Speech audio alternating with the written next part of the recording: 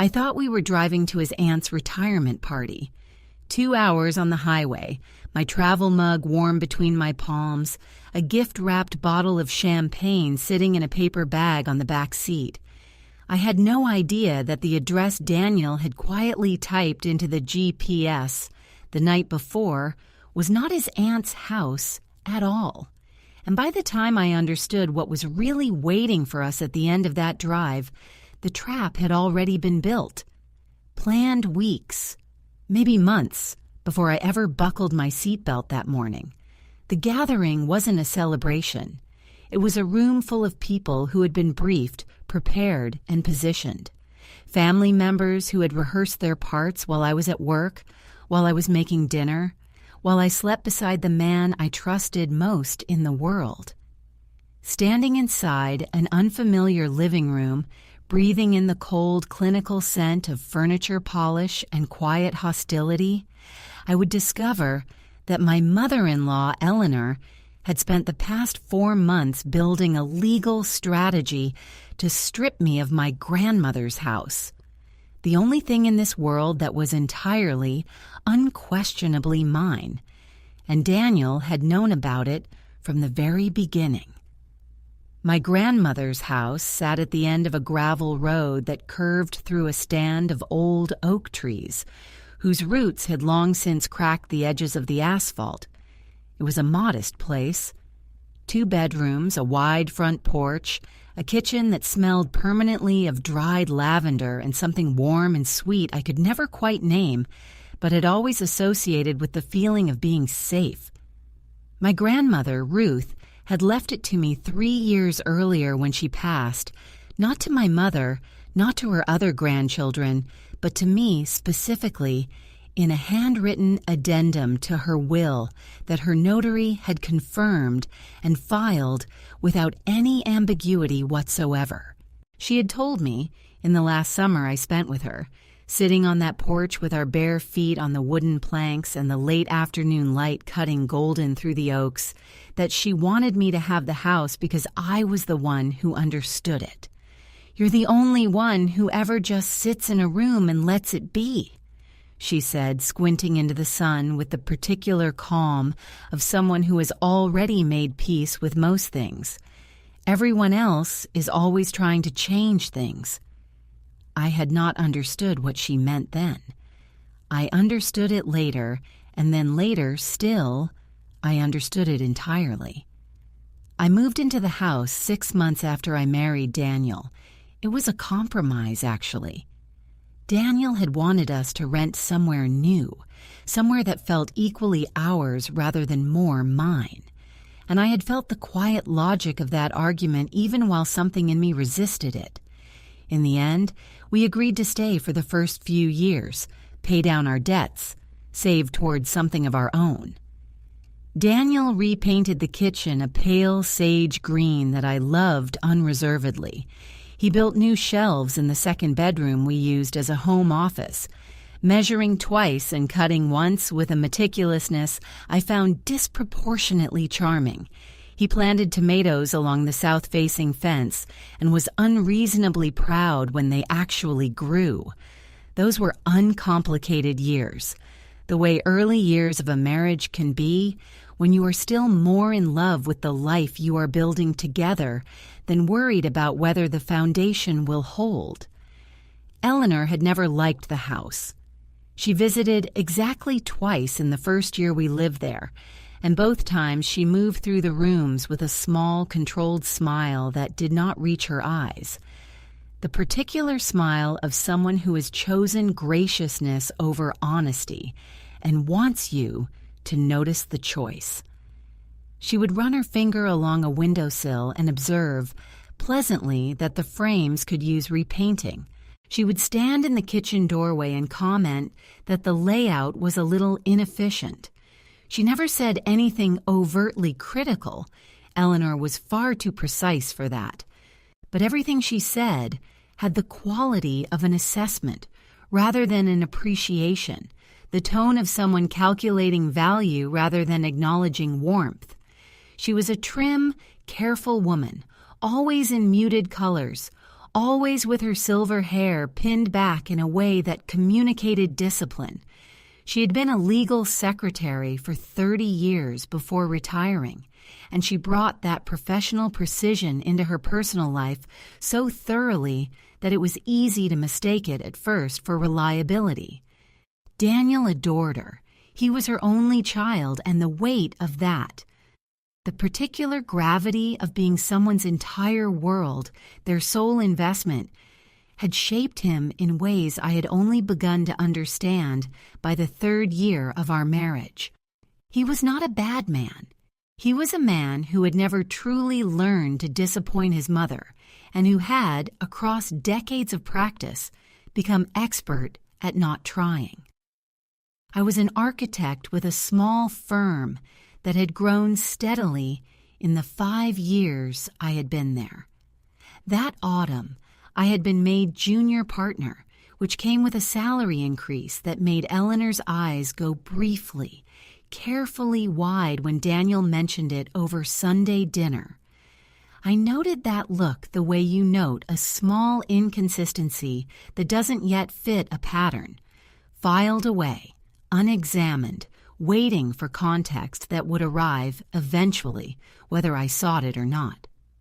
The first time something genuinely wrong announced itself was in October, at one of those same Sunday dinners.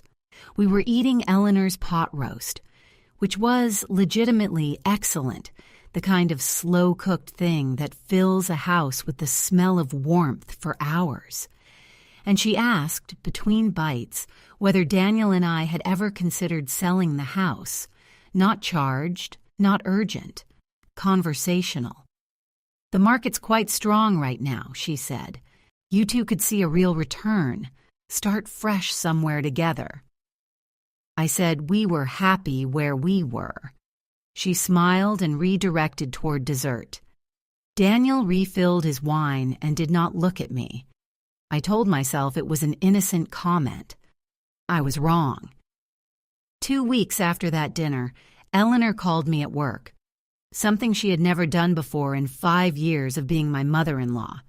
She said she had heard there were tax implications to inherited property improvements that people often overlooked and wanted to make sure Daniel and I were protected. I thanked her, told her I would look into it, and hung up with the distinct sensation of having been asked something other than what had been asked. That evening, I mentioned the call to Daniel. He said it sounded like his mother just being thorough. He looked at his plate when he said it. After that, I began to notice small things accumulating. A real estate brochure on the kitchen table that neither of us had placed there. Daniel said it came in the mail. A Sunday dinner where Eleanor kept circling back to properties she had driven past, neighborhoods developing at the edge of the city, a buyer's market that wouldn't last the year, a comment about the house's roof. Had we had it inspected recently? Another comment about the driveway gravel, how it was getting thin in places.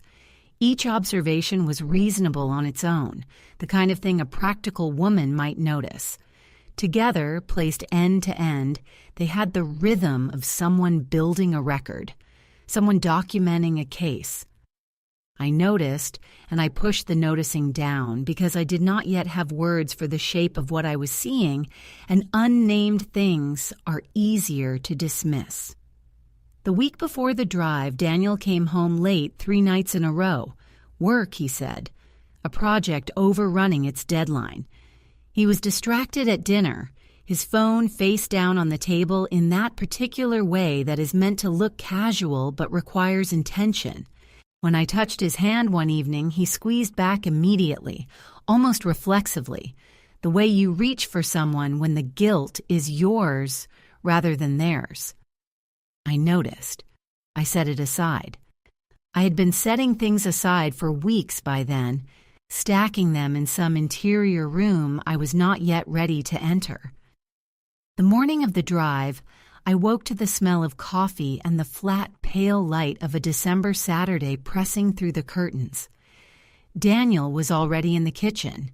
He had made eggs, my preference, over easy with sea salt and the hot sauce I kept on the second shelf, and he was standing at the counter in his good wool sweater, looking out at the frost lying white and even across the back garden. There was something tightly contained about his posture, something in the set of his shoulders that sat a fraction too high, but I attributed it to the length of the drive ahead and the crowd of people at the end of it. I ate the eggs. They were good. I thanked him, and he smiled in a way that did not quite start from his eyes, and I chose a dress. The blue one with the wrap front, the one he had once said made me look like I owned every room I walked into.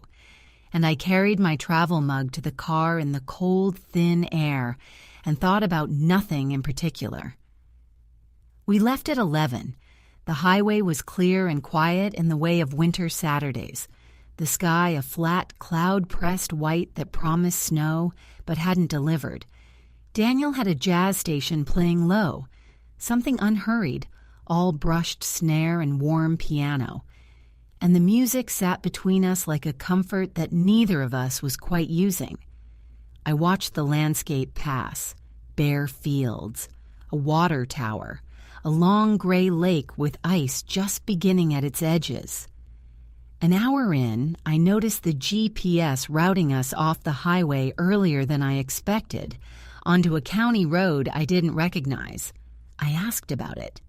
Daniel said there was construction on the usual exit. I accepted this without question and drank the last of my coffee. It was the gas station that cracked everything open. We stopped for fuel 40 minutes from the destination, and while Daniel was outside at the pump, I picked up his phone from the cup holder. Mine had died, and I wanted to text my friend Jess to tell her we'd be back by evening. The phone opened without a passcode because I had never had cause to need one. The name at the top of his message thread was not Jess. It was not his Aunt Patricia. It was Eleanor, and her last message, sent that morning at 9:47, while I had been sitting at our kitchen table eating the eggs he had made me, read, "She doesn't know. Keep her calm until we get there. Everything is in place." The world did not lurch. It did not spin or shatter dramatically the way it does in films. It went very, very still, the way a room goes still when something enormous has just been said and no one has yet responded. My hands were motionless. My pulse was a slow, enormous drum in my ears, beating in my jaw and my temples and somewhere behind my eyes. I scrolled upward through the message thread with a steadiness that surprised me, and I kept scrolling and I read. Weeks of conversation, dozens of exchanges, a carefully coordinated sequence of plans made and confirmed and refined by two people who had sat across from me at dinner, who had kissed me on the cheek at the door, who had said, "Take care of yourself," and meant something else entirely. The plan was this. Eleanor had retained a lawyer. She called him Holt, first name only, the way you refer to someone you trust and pay well.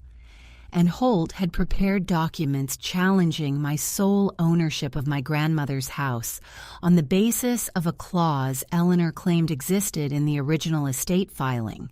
She was asserting a bloodline provision that she said entitled Daniel, as my spouse, to a joint ownership stake, and therefore entitled her, as his mother and the person who had quietly been funding Holt's work for 4 months, to a seat at the table when any future decisions about the property were made.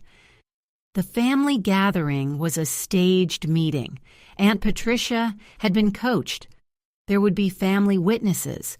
There would be Holt and his documents and the collective weight of a room full of people who had been told that I was being unreasonable about a house that should be shared, and that all I needed was the right kind of persuasion to see sense and sign. Daniel opened the car door. He smelled of cold air and the quiet, ordinary aftershave he wore on good days. "All good?" he said, and reached to put the car in reverse. I had set his phone on the center console between us, face up, with Eleanor's message still lit on the screen. He saw it the moment he settled into his seat. I watched his face do something complicated.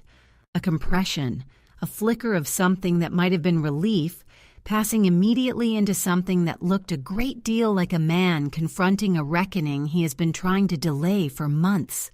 He said very quietly, "Clara?" I looked at him for a long moment. Outside, a truck pulled into the station. A child in a red coat ran across the parking lot toward the entrance. The jazz station was still playing, low and unhurried, something that had once sounded warm and now sounded like a lie. "Turn around," I said. He did not deny it. That, more than anything, was what broke something clean and final inside me. A man who loved you, a man who had chosen you, would at minimum fight for the right to explain himself.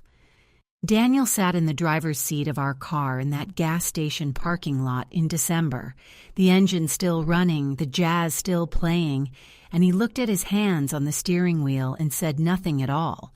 The silence lasted 11 seconds. I know because I counted them, one by one, the way you count your breaths when you're trying not to drown. "How long?" I said finally. He exhaled. He had the decency, at least, to not pretend he didn't understand the question. 4 months, he said, maybe a little more. 4 months. The same stretch of time during which he had made me Sunday eggs and planted a second row of tomatoes and come to bed each night and laid his arm across my waist as I slept. 4 months during which his mother had been meeting with a man called Holt, preparing documents, staging a room full of family, and my husband had known every detail and said nothing. He had driven me 2 hours toward it that morning, with a jazz station and a bottle of champagne in the back seat and my travel mug warm between my palms. "Turn around," I said again. My voice was entirely steady. I found in that moment that the shakiness I might have expected, the tears, the pleading, had not arrived. What had arrived instead was something cold and exact, like the clarity that comes after a fever breaks. The body has a way of reaching past grief, past shock, directly into function when the situation is serious enough. Mine had reached it. "Clara, if you just came and listened, my mother only wants—" "Turn the car around, Daniel." He turned the car around. We drove the first 20 minutes in complete silence. The landscape reversed itself. The gray lake, the water tower, the bare field sliding past in the wrong direction. Back toward home. Back toward the thing I now had to decide. Daniel gripped the steering wheel with both hands the way he only did when he was frightened. I sat with his phone still in my lap and scrolled through 4 months of messages between my husband and his mother, reading carefully, reading everything. And by the time we reached the highway, I had a nearly complete picture of the plan that had been assembled around me while I was working, while I was cooking, while I was living inside the ordinary hours of what I had believed was my life. The plan was more elaborate than I had initially understood. Eleanor had not simply found a clause in my grandmother's estate filing and decided to exploit it. She had manufactured one. The messages made this clear. There were references to the revised addendum, to someone named Gary who had taken care of the pagination, to a meeting at a notary's office that Eleanor described as having gone smoothly despite the complications. At one point, she wrote, "The signatures match well enough. Holt says it won't be questioned unless she retains an expert, and she won't think to do that unless someone tells her to."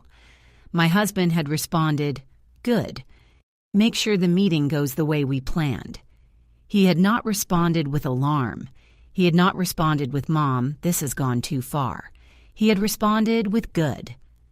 I set the phone down on the seat between us. "You weren't protecting her," I said. You weren't just letting it happen because you didn't want to upset her.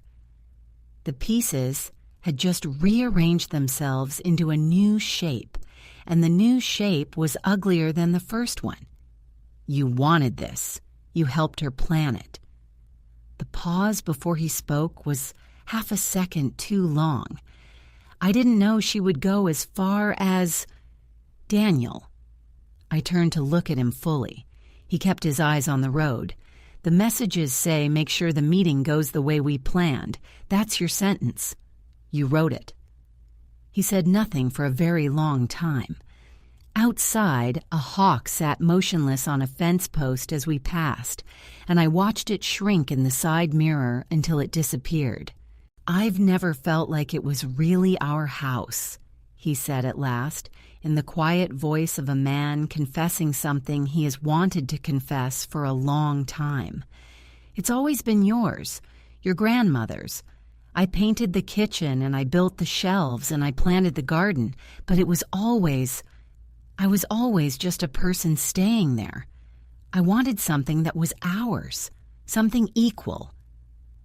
It was, in its way, the most honest thing he had said to me in months. It was also, I understood with extraordinary clarity, not a justification, not even a reason. It was the complaint of a man who had wanted something and had decided that his wanting it absolved him of the method by which he pursued it. I had not held the house over him. I had not made him feel like a guest. He had felt it anyway, privately. And rather than telling me, rather than saying, I need this to feel more like ours, can we talk about it? He had handed the feeling to his mother and let her build a fraud around it. We did not speak again until we reached our street. Inside the house, I went directly to the kitchen. I put the kettle on because I needed something to do with my hands. Daniel stood in the doorway and told me he was sorry, and I believed him, and it meant very little. Sorry was the beginning of an accounting, not the end of one. I asked him to sleep in the spare room. He went without argument, which told me how guilty he felt. And feeling guilty was also the beginning of something, not the end. I listened to the kettle. I listened to the sound of the house around me, the settling of the walls, the hum of the refrigerator, the small and familiar voice of a place that had held me and my grandmother and now held me again in a moment I would not have chosen. And I thought about what came next. What came next was Miriam. I had known Miriam Osi since our second year of university, where she had sat beside me in a structural engineering seminar and immediately launched into a 20-minute critique of the professor's methodology that was both entirely correct and entirely unafraid to be so. She had become a property attorney, which I had always thought suited her perfectly. She had the particular combination of precision and stubbornness that the law rewards. I had not called her about anything serious in several years, and when she answered on the third ring and heard my voice, she said, "Talk to me," without preamble, in the tone of someone who has known you long enough to recognize the specific sound of a crisis. I talked to her for an hour. I read her the relevant messages from Daniel's phone. I told her about Holt and the revised addendum and Gary, who had taken care of the pagination. By the end, she was very quiet for a moment, and then she said, with the particular controlled anger of someone who is very good at their job and very furious at having seen this particular type of thing before, "Forward me everything, all of it, tonight." And then, "Clara, do you have the original estate documentation? Your grandmother's actual filing?" I did. It was in a fireproof box in the closet of the spare room, the room where Daniel was currently trying to sleep. And I went and got it without ceremony, stepping over his duffel bag on the floor, lifting the box from the shelf while he lay in the dark and pretended not to be awake. Miriam worked with a forensic document specialist named Dr. Prasad, whom she contacted the following Monday. Doctor. Prasad examined the revised addendum that Eleanor's team had submitted to the county records office the previous month, the document that Eleanor had been planning to produce at the family gathering, flanked by witnesses and a man named Holt. And within 3 days she had a written report stating, with professional certainty, that the final 2 pages of the addendum were printed on paper manufactured no earlier than 18 months ago, that the supposed notarization date predated the notary seal design used by at least 4 years, and that the signature attributed to my grandmother bore 12 distinct variations from her authenticated handwriting samples on file. It was, in Dr. Prasad's measured language, consistent with intentional document falsification. Miriam also found Holt. His full name was Gerald Holton, and his law license had been suspended 5 years earlier following a disciplinary proceeding related to fraudulent estate filings in 2 neighboring counties. He had continued practicing under the name Holt in an informal, off-the-record capacity for clients who either did not know or did not care to check.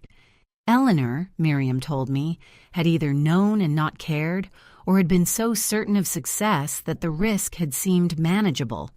Either way, it compounded the exposure considerably.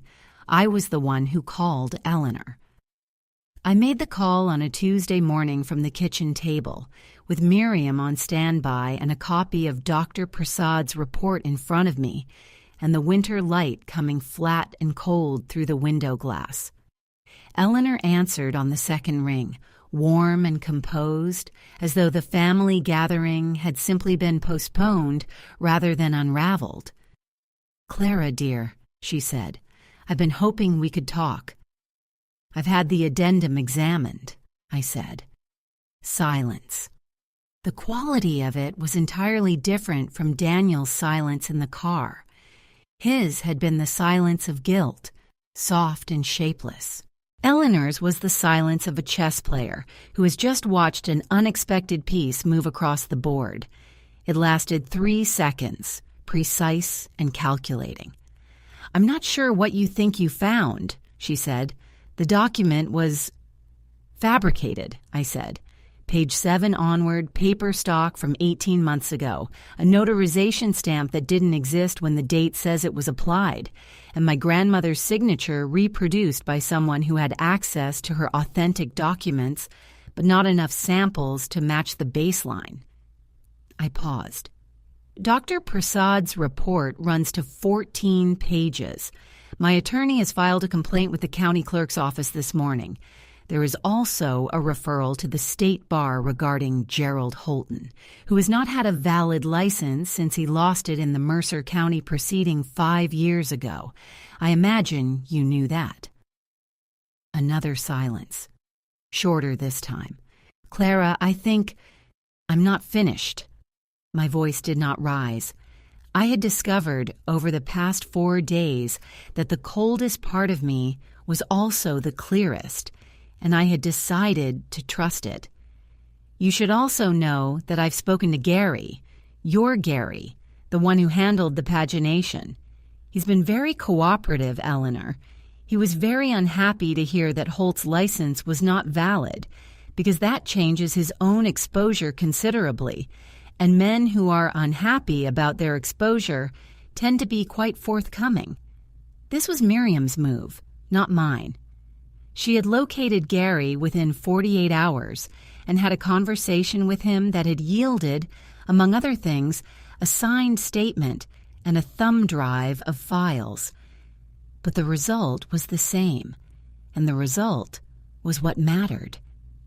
I heard Eleanor exhale once, sharply, through her nose. When she spoke again, the warmth was entirely gone. What remained was something older and harder. The sound of a woman who had spent decades being underestimated and had occasionally made the error of extending that habit to others. "You have no idea what you've cost this family," she said. "I know exactly what you tried to cost me," I said, and ended the call. The legal process that followed was neither swift nor simple, because it rarely is. Miriam filed for a declaratory judgment confirming my sole ownership of the property, which was granted without serious opposition once Dr. Prasad's report and Gary's statement were in the record. The county clerk's office referred the matter to the district attorney, who opened a fraud investigation that eventually resulted in charges against Eleanor for filing falsified documents and against Gary as a secondary participant. Gerald Holton faced separate proceedings for unauthorized practice of law, which he had apparently been doing in some form for the better part of a decade. Eleanor did not go to prison.